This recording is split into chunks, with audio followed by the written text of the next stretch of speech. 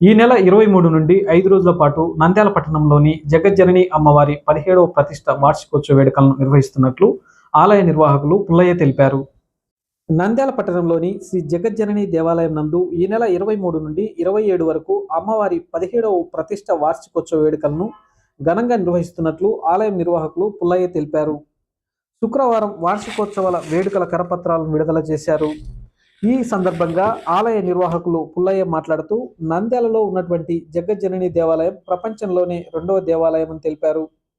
23వ తేదీ సోమవారం గణపతి పూజ, పుణ్యాహ వాచనం, కలశ స్థాపన, అమ్మవారికి అభిషేకం, మహామంగళారతి, 24వ తేదీ మంగళవారం ఉదయం 6 గంటల నుండి సహస్ర కలశ క్షీరాభిషేకం నిర్వహిస్తున్నామని, క్షీరాభిషేకం కొరకు భక్తులు తమ ఇంటి వద్ద నుండి ఆవు పాలు కలశాలలో తీసుకొని రావాలని తెలిపారు. 25వ తేదీ బుధవారం ఉదయం సహస్రనామ కుంకుమార్చన, మహామంగళారతి, 26వ తేదీ గురువారం ఉదయం ప్రభాత పూజ, నవావరణ పూజ, విధితో శ్రీ చక్రార్చన, మహామంగళారతి, 27వ తేదీ శుక్రవారం ఉదయం ప్రభాత పూజ, చండీ ఆవాహనం, బలి ప్రదానం, పూర్ణాహుతి కార్యక్రమాలు నిర్వహిస్తున్నామని తెలిపారు. ఈ 5 రోజుల వేడుకల్లో భక్తులు తమ ఇంటి వద్ద నుండి గండదీపం తీసుకొని అమ్మవారి సన్నిధికి తీసుకొని రావాలని కోరారు. మహిళలు సాంప్రదాయ దుస్తులతో దేవాలయానికి రావాలని కోరారు.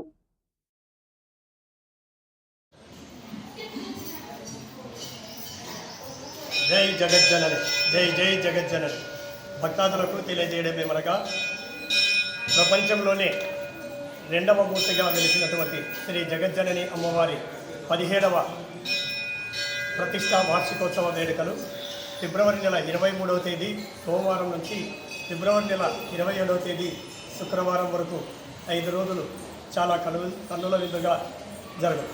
కావున భక్తాదులందరూ కూడా ఈ 5 రోజులు అమ్మవారి దర్శన కార్యక్రమంలో పాల్గొని ఆ తల్లి అపారమైన కృపా కటాక్ష వరాలను పొందాలని చెప్పి తెలియజేస్తున్నాం.